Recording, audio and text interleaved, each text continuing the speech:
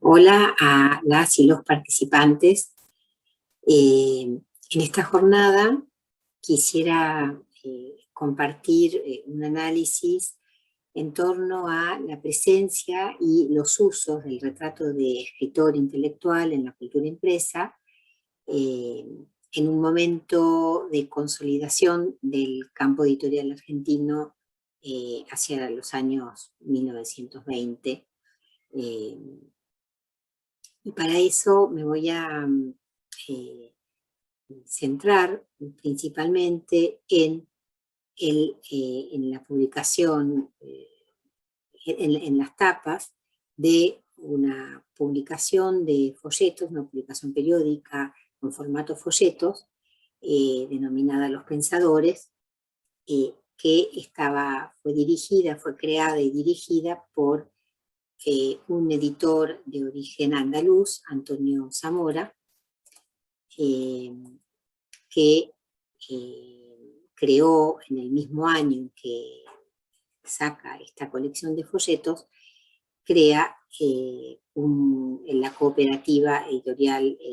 Claridad, que se va a convertir por casi 2 décadas en... y con esta creación se va a convertir en uno de los principales agentes del campo editorial en Argentina. Bien, como decía, me voy a ocupar de las tapas,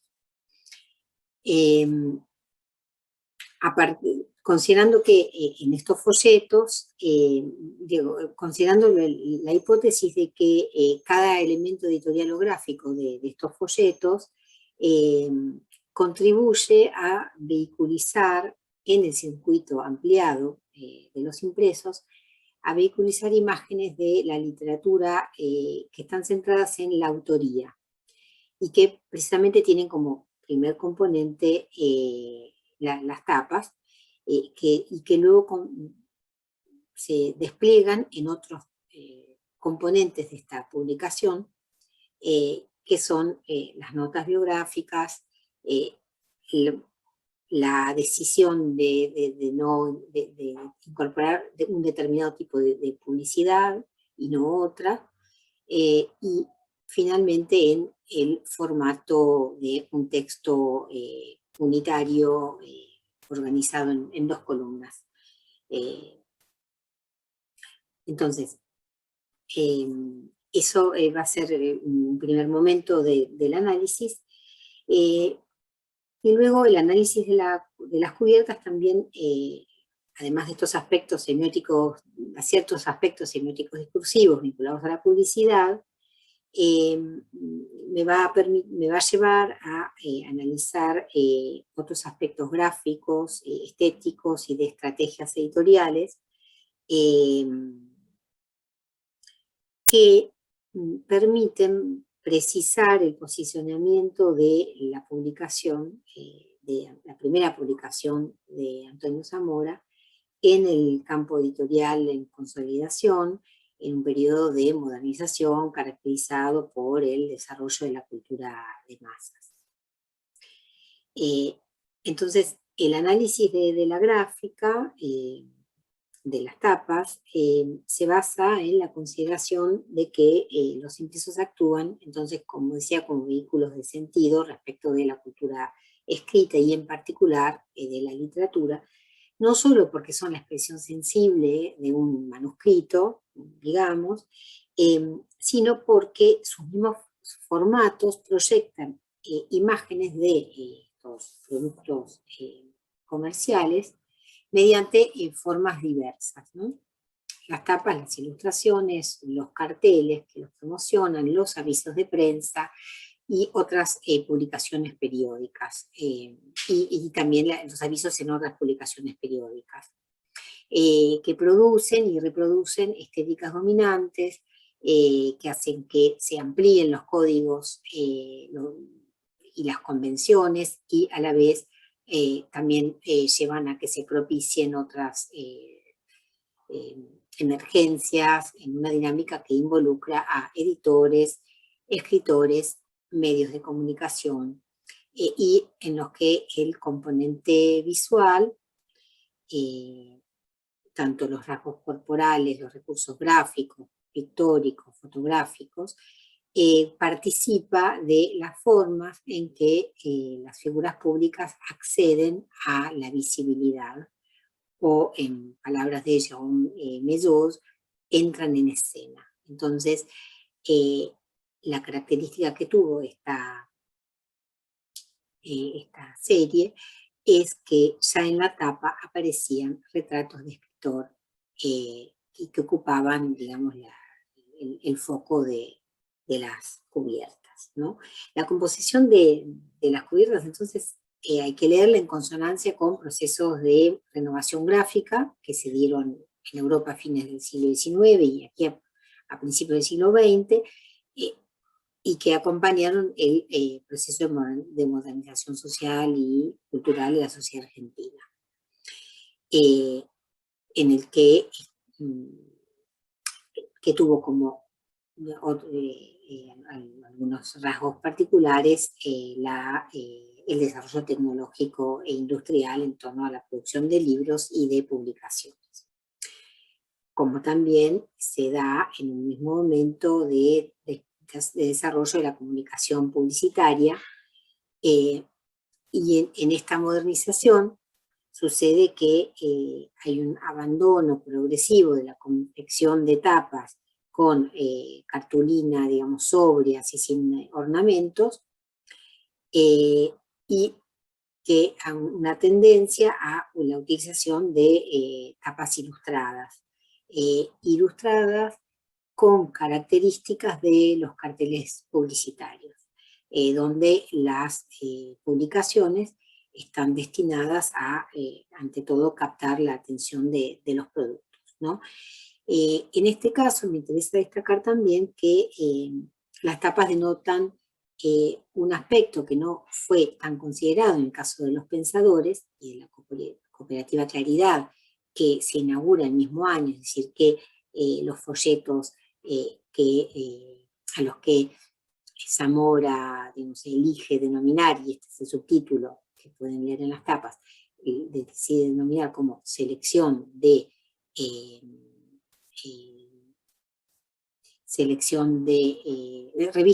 revista de selección universal. En estas tapas, entonces, algo que no se ha visto, que no se ha desarrollado tanto, es este carácter de inversión económica, ¿no? Y que además de un proyecto de formación del soberano, de educar al soberano, uno de los lemas de la cooperativa Editorial Claridad, sin embargo no hay que desatender que hay una estrategia de aprovechamiento del dinamismo que estaba teniendo el mercado de las publicaciones periódicas, por un lado, ¿no? Entonces, la inversión también se ve en la contratación de dibujantes. En la mayoría de los casos se trató de un dibujante denominado Gimeno, M. Gimeno, del que no se conocen, digamos, mayores datos, y en otras tapas sí, un dibujante más conocido que era dibujante también del diario Crítica, y que se llamaba Diógenes Taborda. En el caso de las tapas, justamente la de Barbusse corresponde a una ilustración de Taborda. Entonces también la inversión se ve en el uso del color, que a su vez es una estrategia que viene de la comunicación publicitaria. Y un segundo aspecto que se advierte en las tapas es la intención de modernidad, ¿no? El abandono del enmarcado, digamos, convencional del retrato. Acá, en cambio, bueno, hay un uso de colores fuertes, además, propios de la paleta de la Bauhaus, es decir, de colores primarios, con un fondo monocromático y con ese retrato en primer plano sin profundidad, que también denotan, y sin ornamentos del tipo Art Nouveau, más modernistas, y entonces que denotan una intención, digamos, modernista, lo cual también se ve en la tipografía, ¿no? Una tipografía también de vanguardia, Art Deco, caracterizada por letras geométricas, con contornos gruesos, como se ve, y sin elementos, digamos, curvilíneos, e incluso en algunos casos, como la tapa de Marbus, directamente el uso de manchas que forman un rostro sin rasgos y en una estructura triangular, ¿no? Eso se puede ver la evolución en ese sentido. De los primeros, donde aparece un retrato enfocando, digamos, al espectador, y en nosotros, a donde ya se va autonomizando la ilustración y se ve, digamos, el ángulo elegido más abiertamente el ángulo elegido por el dibujante. En cambio, en el subtítulo es interesante observar que, si bien la tipografía también es rectilínea, aparece la C con una forma ondulante más propia, más convencional, más propia de la tipografía Art Nouveau. Y acá lo que me interesa destacar es la correspondencia que esto tiene con el estilo que tiene el sello de la cooperativa editorial, y a la vez el acompañamiento de pequeños ornamentos que eran típicos de este momento de desarrollo, digamos, de la ilustración destinada a un uso publicitario, con este fin decorativo, que me interesa también ver cómo entonces es la figura del autor la que ocupa el primer lugar. Luego viene, podríamos decir, el nombre del autor, que aparece en la tercera línea, es decir, aquí sobre todo, y en un segundo, digamos, en la base, recién el título, ¿no? Eso va a ir variando, pero en todos los casos, digamos que se impone primero la imagen, que luego el texto viene a fijar. Entonces, en cuanto al logo, aquí se puede ver esta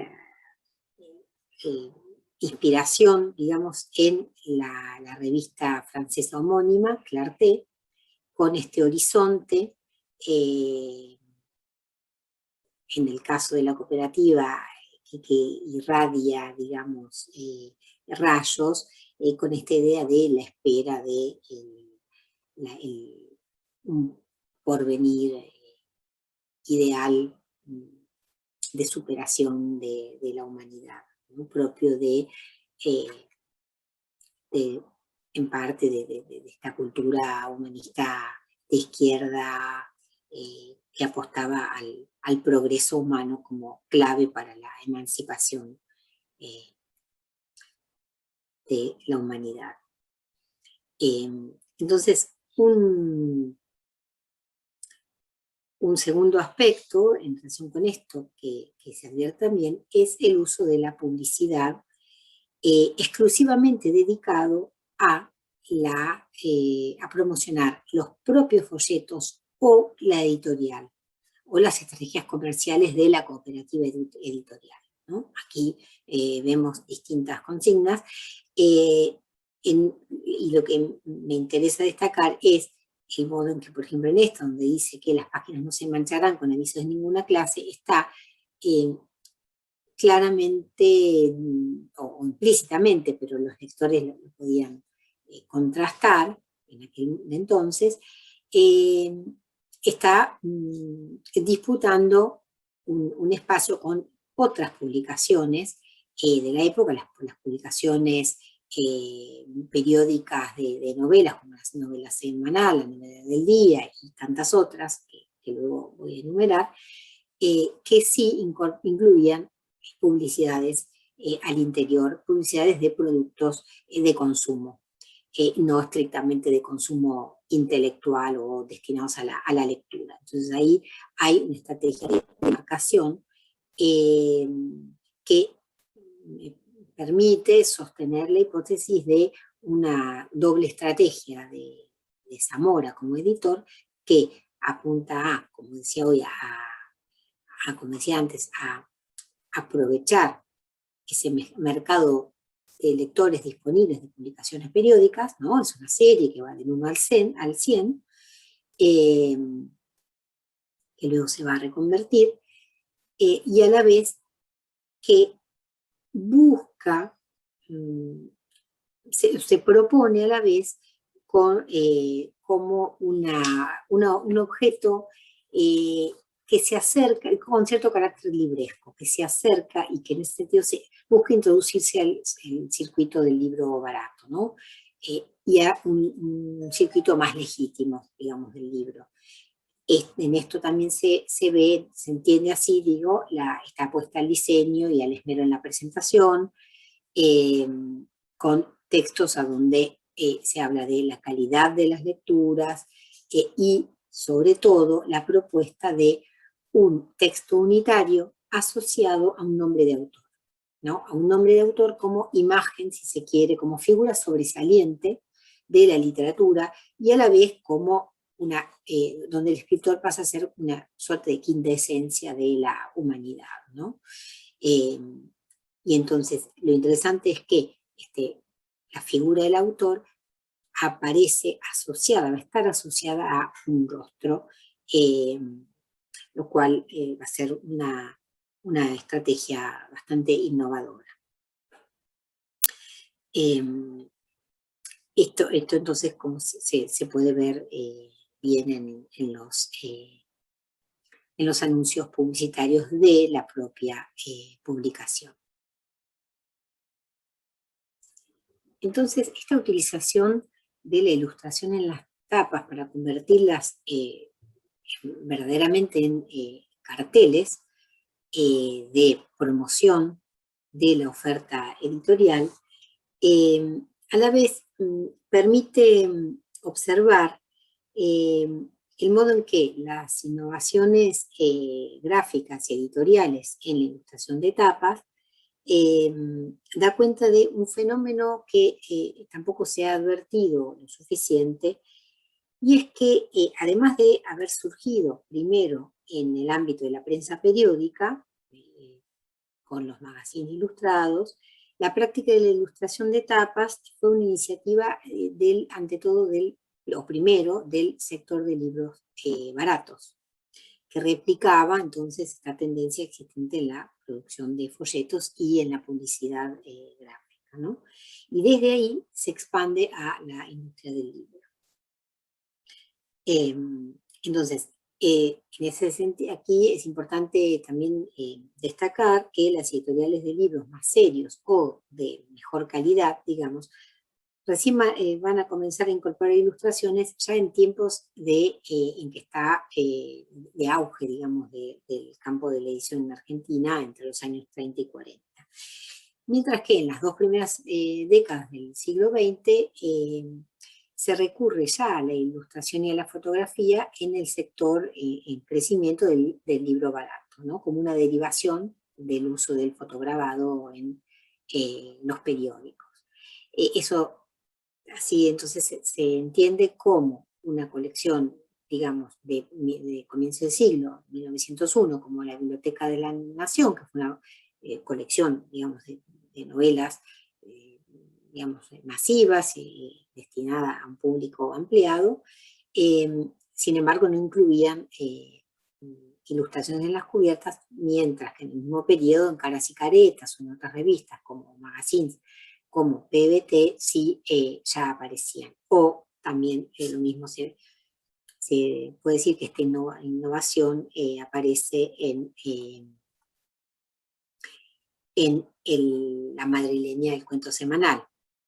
donde aparecen, y acá es interesante ver cómo al comienzo, los 2 primeros años de existencia de la publicación, hay caricaturas, hay figuras de escritor en la tapa, no son retratos, son caricaturas,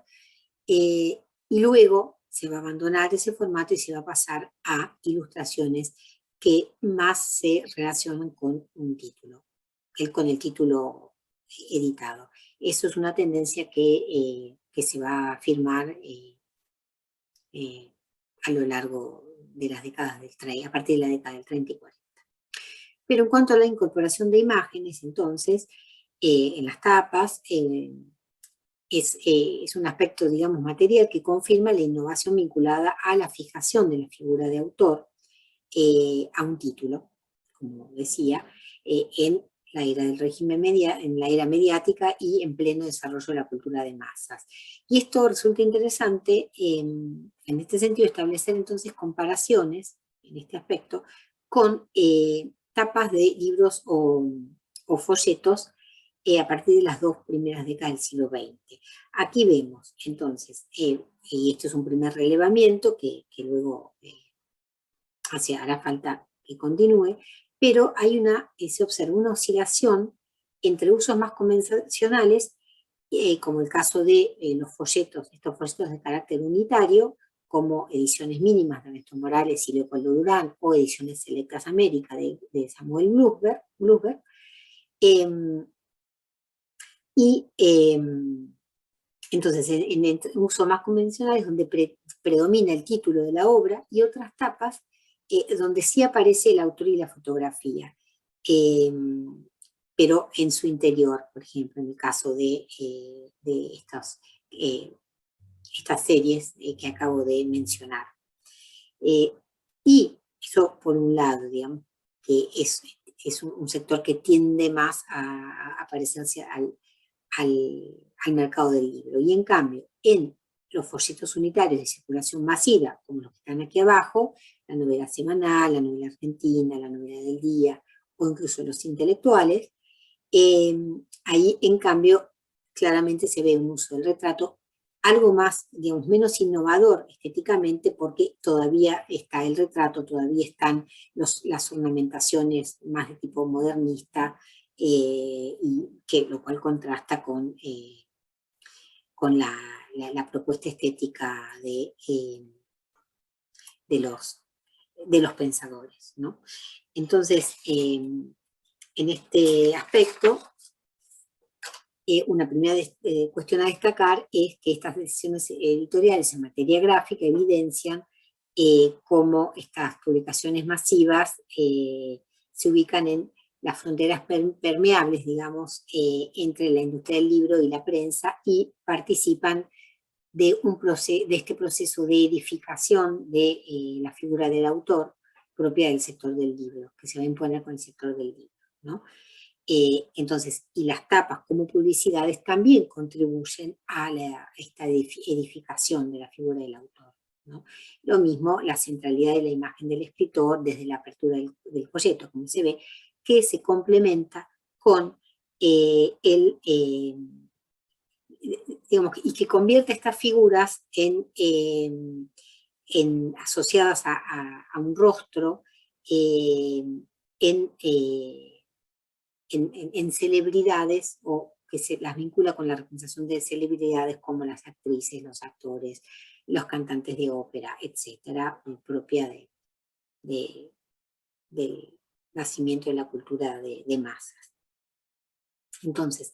las publicidades entonces utilizan la figura del autor como celebridad, y en ese sentido se pueden analizar como uno de los engranajes de la exposición propia de la modernidad, a través de la cual se muestra, según Philip Amon, una exposición a través de la cual se muestra, digamos, a un público más amplio y ya no solo restringido, se muestran los escritos, los discursos, imágenes y prácticas de lectura legítimas, digamos. Aquí se ve entonces el carácter complementario que tiene en torno a la figura y el universo del autor la nota biográfica. Y entonces, en este aspecto, quisiera destacar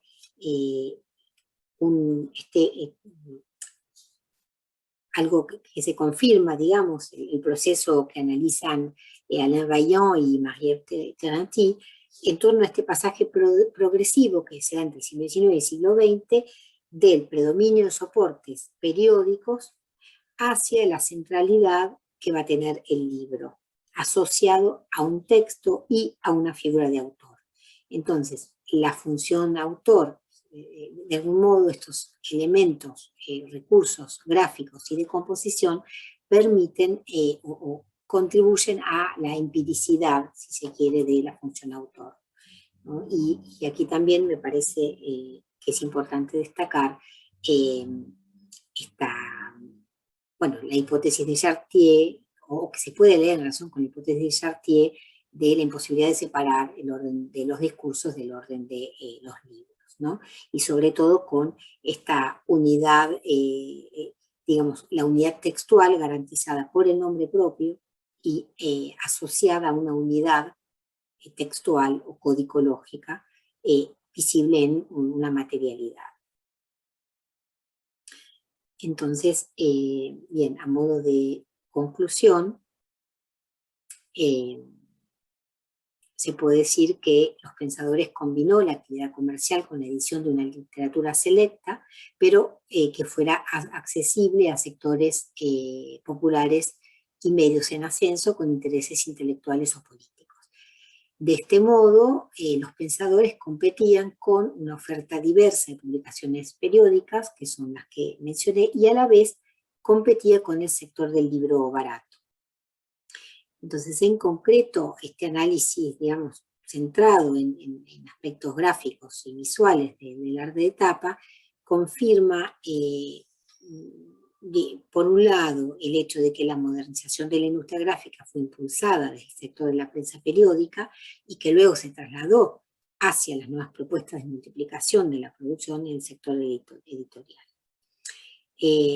A la vez que las decisiones estéticas de arte de tapa dan cuenta de la intención moderna y profesionalizante que marcó la particularidad del proyecto de Antonio Zamora desde sus inicios.